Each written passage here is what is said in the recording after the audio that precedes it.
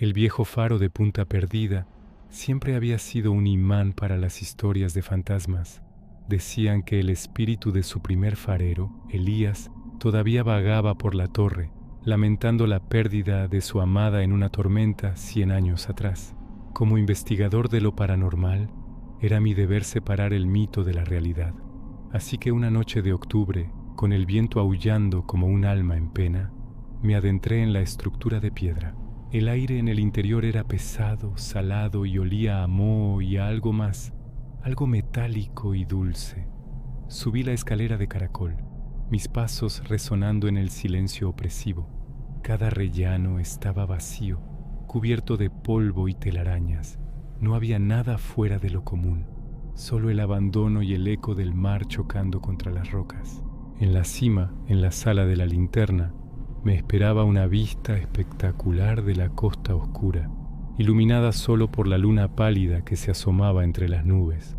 Revisé mi equipo, medidores de campo electromagnético, grabadoras de voz, cámaras infrarrojas. Todo en calma. Quizás las leyendas eran solo eso, cuentos para asustar a los niños. Me senté en el suelo con la espalda contra la pared fría y decidí esperar. Las horas pasaron lentamente. El único sonido era el viento y mi propia respiración. Estaba a punto de darme por vencido cuando lo oí, un susurro. Al principio pensé que era el viento jugando una mala pasada, pero luego se repitió, más claro esta vez. Era una voz débil, casi inaudible, que parecía venir de las paredes. Encendí mi grabadora de voz y me acerqué a la fuente del sonido. «Ayúdame», susurró la voz.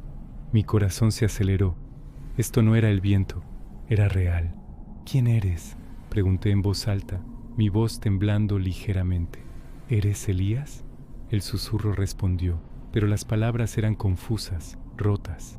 La luz se apagó. Ella no volvió. Era la historia del farero, tal como la contaba la leyenda. Sentí un escalofrío recorrer mi espalda. ¿Estaba realmente hablando con un fantasma de 100 años? Decidí seguirle el juego. «¿Qué pasó con la luz, Elías?». El susurro se hizo más fuerte, cargado de angustia. «La tormenta, la apagué, por error, mi error». Esto no cuadraba con la leyenda. La historia decía que un rayo había dañado la lámpara. ¿Por qué mentiría un fantasma? Empecé a examinar la sala con más detenimiento. Detrás de unos viejos barriles oxidados, encontré una pequeña puerta de metal que no había visto antes. Estaba cerrada con un candado antiguo y corroído. Algo me decía que la respuesta estaba ahí dentro. Usando una barra de hierro que encontré en un rincón, logré forzar el candado tras varios intentos. Se abrió con un chirrido metálico que me heló la sangre. Detrás de la puerta había un pequeño almacén lleno de herramientas viejas y cuerdas, y en el suelo, semioculto bajo una lona, había un viejo diario de cuero. Las páginas estaban amarillentas y frágiles, pero la tinta aún era legible. Era el diario de Elías. Me senté y comencé a leer a la luz de mi linterna. Elías escribía sobre su amor por Leonora, su prometida, que vivía en el pueblo costero. Pero a medida que avanzaba en las páginas, el tono cambiaba. Descubrí que Elías no era el hombre romántico de la leyenda. Era posesivo, celoso. Escribía con furia sobre un joven pescador que, según él, intentaba cortejar a Leonora. La noche de la gran tormenta, Elías vio desde el faro cómo el barco del pescador zozobraba cerca de la costa. En lugar de mantener la luz encendida para guiar a los posibles rescatadores, una idea terrible se apoderó de él.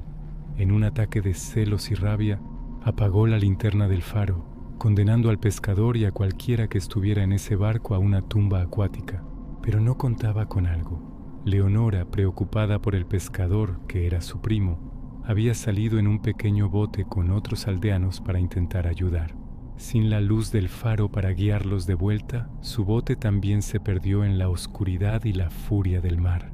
El susurro volvió, esta vez más claro, lleno de un dolor insoportable. Mi culpa, mi culpa. Elías no lamentaba la pérdida de su amada por un accidente, lamentaba haberla matado por sus propios celos. No era un fantasma romántico, sino el espíritu atormentado de un asesino. De repente, la temperatura de la habitación cayó en picado. Mi aliento se convirtió en vaho. Las herramientas en las paredes comenzaron a vibrar violentamente.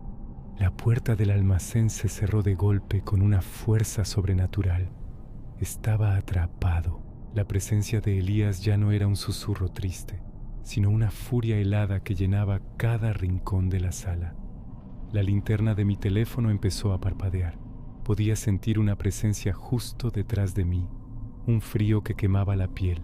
Tú, ahora lo sabes, no puedes irte. La voz ya no era un susurro, sino un gruñido gutural que resonaba en mi cabeza.